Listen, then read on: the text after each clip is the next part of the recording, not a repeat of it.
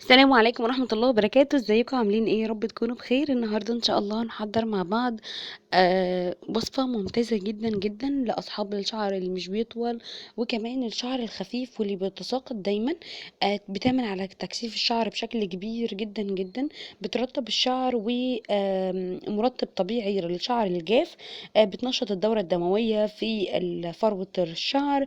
بتعالج كمان التهابات وقشرة الشعر، يعني كل مشاكل تقريبا 100% من مشاكل الشعر هنتخلص عليها بمكون واحد فقط. المكون ده من المكونات بيستخدموها من قديم الأزل. بتستخدم في تطويل الشعر وتكثيفه. مضمون 100%، وليه نتائج رائعة جدا جدا في تطويل وتكثيف وتنعيم الشعر. بس طبعا قبل ما اتكلم عن الفيديو حابة اقول ما تنسوش تشتركوا في القناة وتفعلوا الجرس عشان يوصل لكم كل جديد اول باول. المكون بتاع النهاردة هو الحلبة، او ما يسمى بزيت الحلبة. اللي احنا هنستخدمه هو زيت الحلبة، وهقول لكم برضو طريقة عمله في البيت بكل سهولة. يا اما تجيبي من اي مكان بيبيع زيوت طبيعية يكون موثوق فيه، يا اما تعمليه بنفسك في البيت بطريقة سهلة جدا جدا. الحلبة من الحاجات الحلوة جدا جدا اللي زي ما قلت بتنشط الدورة الدموية وبتغذي الشعر، وكمان بتستخدم في تطويل الشعر بشكل كبير وفعال. هنبتدي نعمل زيت الحلبة ازاي؟ ان احنا نجيب كمية من من الحلبة نفسها، ونبتدي نغسلها ونبتدي ننشفها، او نجيبها ونبتدي ان احنا نطحنها. وبعد ما تطحن، بس اهم حاجة ما نجيبهاش مطحونة، احنا نطحنها في البيت. وبعد ما نطحنها كويس جدا، يعني حوالي نص كوباية او ربع كوباية على حسب طول الشعر وعلى حسب كمية الزيت اللي انت عايزاها. وببتدي بعد ما بطحنها كويس ببتدي ان انا افضي عليها كوباية كبيرة من زيت الزيتون.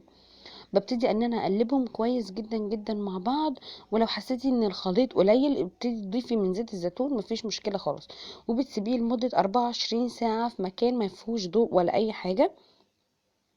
وبعد ال 24 ساعة بتبتدي ان انت تستخدميه، بتحطيه على فروة شعرك مباشرة، وبتبتدي ان انت تعملي تدليك كويس جدا جدا لفروة الشعر، وبتسيبيه لمدة ساعتين كاملين. وبعد الساعتين بتبتدي ان انت تغسلي شعرك.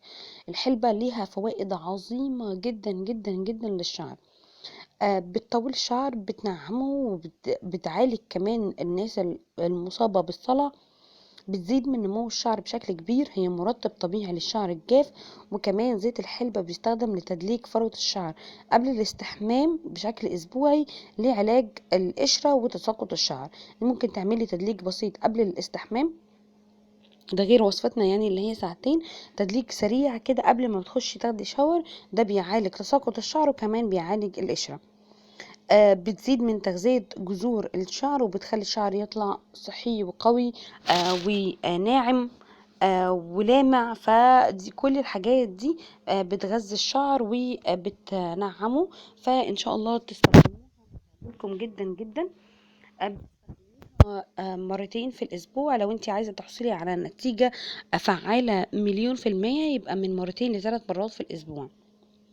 بعد ما بتحطيها على شعرك بتلبسي كيس بلاستيك او بونيه، وبتبتدي تحطها على شعرك لمدة ساعتين كاملين. ممتازة ممتازة ممتازة، ان شاء الله تجربوها هتعجبكم جدا جدا. ده كان الفيديو، يا رب يكون عجبكم. لو عجبكم متنسوش اللايك والاشتراك وتفعلوا الجرس. السلام عليكم ورحمة الله وبركاته.